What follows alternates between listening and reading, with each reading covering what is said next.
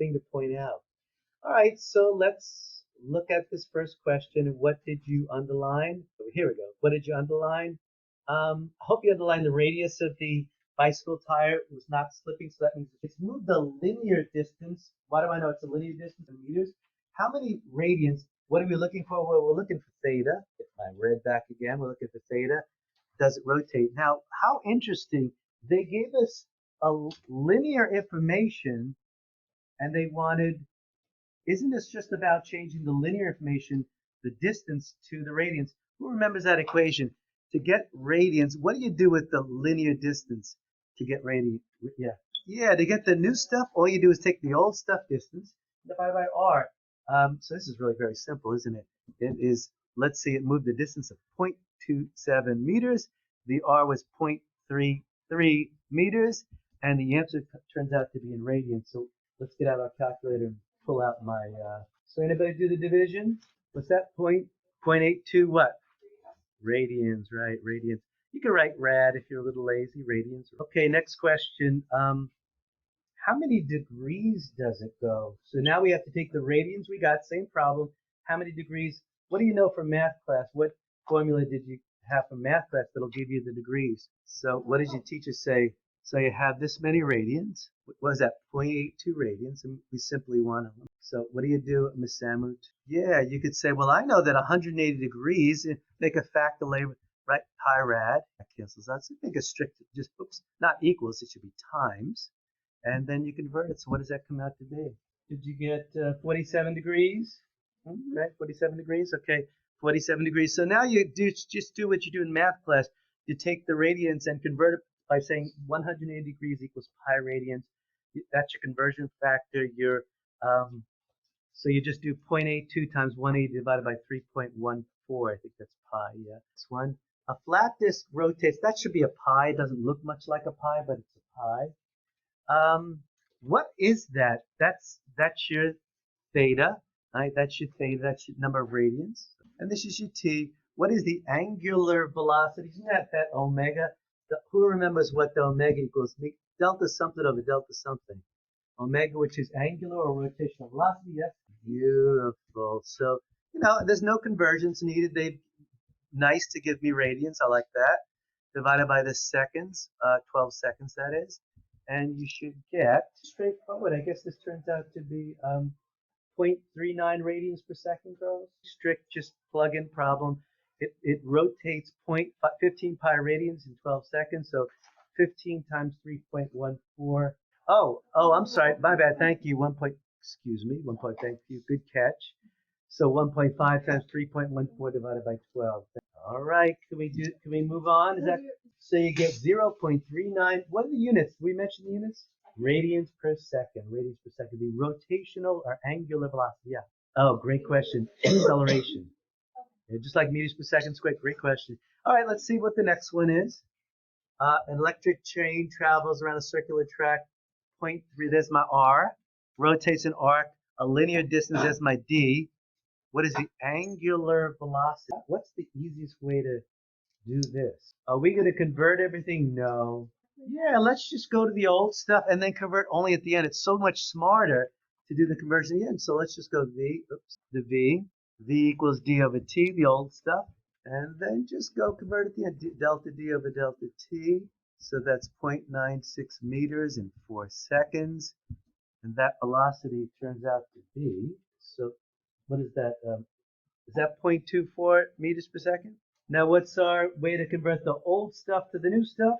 Yeah, the new stuff, you take the old stuff, V, and always divide by the radius, and you turn it into the new stuff. Old stuff divided by R is the new stuff. The radians or the rotation found by taking the old stuff, the velocity just divided by R, and it turns out to be, well, I tell you what, why don't you check this one on your own? I've been helping.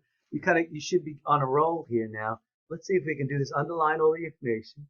Let me put down the answer. It's 0.62 radians per second. Let me put a little dot point. And let me make sure that I've gotten the answers. So 0. Radians. While you do the next problem, I'm going to make sure that I have all the answers placed in this. Go back up here. 3, the answer was 0.39. So do the next one. 0.39. Good, I got the answer to that one. That's good. Okay. So what do you do with number 5? It's got, looks like it's giving me all angular stuff.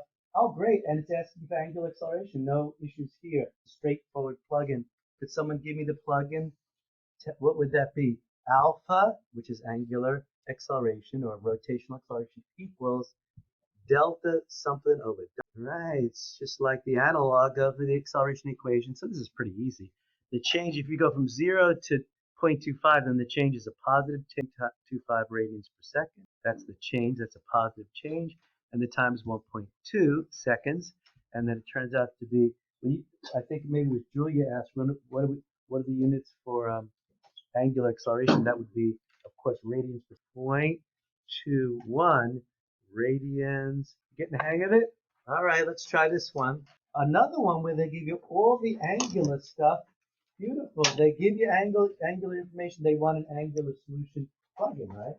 How quickly is the angular velocity changing, or what is the angular acceleration? How quickly the angular velocity changing, or you all know at this point that angular acceleration is delta minus, to plug it in. This is really the same. So it goes from 42 to 51. I think that's a change in 9. And it happened in radians, up 2 significant digits. 3.0 radians per second. Are you kind of catching on here? 3.0 radians per second squared. All good? Maybe the last, is that a tough one? Oh, that's interesting. That's really interesting. They give us angular stuff and want a linear thing. What's our approach? Let's see, linear velocity, radius. Oh, this is just a strict conversion, isn't it? They gave us an angular velocity. Can you convert it? Who remembers the rule about going from the new stuff back to the old stuff? What would that be? We want the linear velocity. We want to go back to the old stuff. Who knows how that works? I'm going to go from the velocity. What do I do with the new stuff to turn it back into the old stuff? Yeah, if I divide to get the new, I multiply to get the old. Now these equations are in your reference table, but sometimes it's useful not to have old stuff multiply new stuff. And now it's just multiplying 2k. This would be the angular velocity is 3.1 rad per second multiplied by 0.25 meters equals, now let's see the answer then would be what? 0.78, but what would the units be? Because it's the old stuff. Kayla, what would it be? Meters per 7.8 meters per second. This new stuff's not too bad yet, is it? Not yet. All good? So let's look, they're giving us old stuff, and once again they want the new stuff. They give us meters per second, and once again, isn't it just multiplying by r? Isn't that all that we do to get the old stuff? Multiply by r. So wouldn't it be the W equals, it's once again this, right? Oh, I'm sorry. Yeah, good call. I made a mistake. It's this, right? Sorry about that. But thank you. We really want the new stuff, so we have to divide by r, the old stuff by r. Yeah, yep, meters per second, my bad. So then it would be 1.7 meters per second divided by 0.25 meters. And let me just finish this out. That, of course, would be, let's see, that's 8. It would be 6.8 radians per second. Have a great weekend, girls. So this will be posted, this video, if you need to see it again. If you need a little review, it'll be posted on YouTube soon. You get that, girls?